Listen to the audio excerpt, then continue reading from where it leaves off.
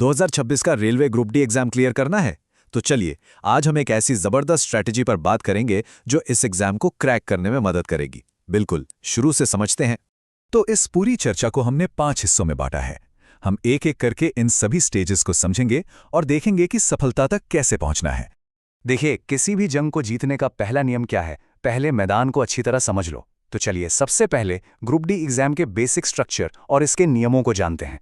तो ये पूरा पेपर होता है 100 नंबर का और इसके लिए मिलते हैं 90 मिनट, जिसमें 100 सवाल हल करने होते हैं। मतलब साफ है, यहाँ स्पीड और एक्यूरेसी दोनों का खेल है। अब जरा इस ब्रेकडाउन पर गौर कीजिए। रीजनिंग, साइंस और मैथ्स, ये 3 सब्जेक्ट मिलकर ही 80% वेटेज रखते हैं। यानी अगर सिलेक्शन चाहिए तो सबसे ज्यादा ध्यान इन्हीं पर देना होगा।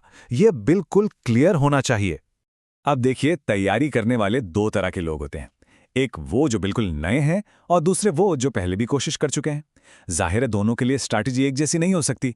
यहाँ पे 2 रास्ते साफ साफ दिखते हैं। जो नए स्टूडेंट्स हैं, उनका पहला काम है A to Z पूरा सिलेबस खत्म करना, कुछ भी छोड़ना नहीं है। दूसरी तरफ जो पुराने स्टूडेंट्स हैं, उन्हें सीधे मॉक टेस्ट से शुरू करना चाहिए। क्यों? ताकि उन्हें पता चले कि उनकी कमजोरी कहाँ है। फिर वो सिर्फ उन्हीं गैप्स को भरने पर काम करेंगे। चलिए, अब उस चीज पर आते हैं जो असल में आपको भीड़ से अलग करेगी, और वो है स्मार्ट वर्क। ये सिर्फ घंटों तक किताब लेकर बैठने के बारे में नहीं है, बल्कि सही तरीके से सही चीजों पर फोकस करने के बारे में है। तो एक बहुत बड़ा सवाल हमेशा दिमाग में रहता है कि ज्यादा जरूरी क्या है, दिन रात की जाने वाली हार्ड वर्क या फिर सोच समझकर किया गया स्मार्ट वर्क। तो स्मार्ट वर्क है क्या असल में?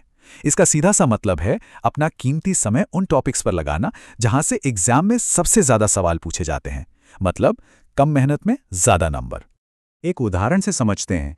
रीजनिंग में सिर्फ अल्फाबेटिकल और नंबर सीरीज से ही 7 से 8 सवाल आ जाते हैं, और साइंस में बायोलॉजी अकेली 10-12 सवाल दे देती है। अब खुद सोचिए, अगर सिर्फ इन हाई इम्पैक्ट टॉपिक्स को ही मजबूत कर लिया जाए तो स्कोर कहां से कहां पहुंच जाएगा। ठीक है, स्मार्ट वर्क तो करेंगे, लेकिन ये पता कैसे चलेगा कि अपनी कमजोरी क्या है और कौन से टॉपिक्स पर ज्यादा ध्यान देना है? बस यहीं पर एंट्री होती है मॉक टेस्ट्स की। ये सिर्फ प्रैक्टिस टेस्ट नहीं है, ये आपकी तैयारी को फाइन ट्यून करने का सबसे बेस्ट टूल है। मॉक टेस्ट का सबसे बड़ा फायदा ये है कि वो असली एग्जाम से पहले ही आपकी सारी कमजोरियां आपके सामने लाकर रख देते हैं। एक तरह से ये आपकी तैयारी का हेल्थ चेकअप है।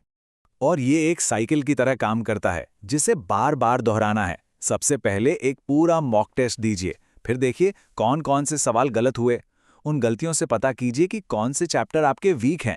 फिर उन चैप्टर्स को दोबारा पढ़िए, प्रैक्टिस कीजिए और फिर अगला मॉक टेस्ट दीजिए। बस यही प्रोसेस दोहराते रहना है। एक बात गांठ बांध लीजिए, नंबर तभी बढ़ेंगे जब आप अपनी कमजोरी को पकड़ेंगे और उसे जड़ से खत्म करेंगे।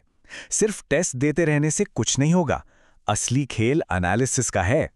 और अब आते हैं सबसे जरूरी बात पर, माइंडसेट पर। हमारा टारगेट सिर्फ कट ऑफ क्लियर करना नहीं होना चाहिए, बिल्कुल नहीं। हमारा टारगेट एक ऐसा स्कोर लाना है जो सिलेक्शन की गारंटी दे।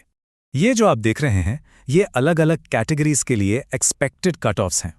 ठीक है, ये जानना जरूरी है, लेकिन इससे अपनी मंजिल मत बनाइए। ये तो बस एक स्टार्टिंग पॉइंट है। तो फिर असली टारगेट क्या होना चाहिए? ये रहा 95 प्लस। जी हाँ, 95 से ज्यादा। जब आप इस लक्ष्य को लेकर चलेंगे ना, तो कट ऑफ की टेंशन खत्म हो जाएगी। और इसका सबसे बड़ा फायदा क्या है? जब आपका टारगेट 95 प्लस होता है तो फिर इस बात से कोई फर्क नहीं पड़ता कि आप जनरल कैटेगरी से हैं, ओबीसी से हैं या SC/ST से। कट ऑफ कितनी भी ऊपर नीचे हो, आपका सिलेक्शन पक्का है। तो दोस्तों, अब जब ये पूरा ब्लूप्रिंट आपके सामने है, ये पूरी स्ट्रैटेजी क्लियर है, तो सवाल ये है कि आपकी स्मार्ट वर्क स्ट्रैटेजी का सबसे पहला स्टेप क्या होने वाला है? आज आप कहां से शुरू करने वाले हैं? सोचिए और बस लग जाइए।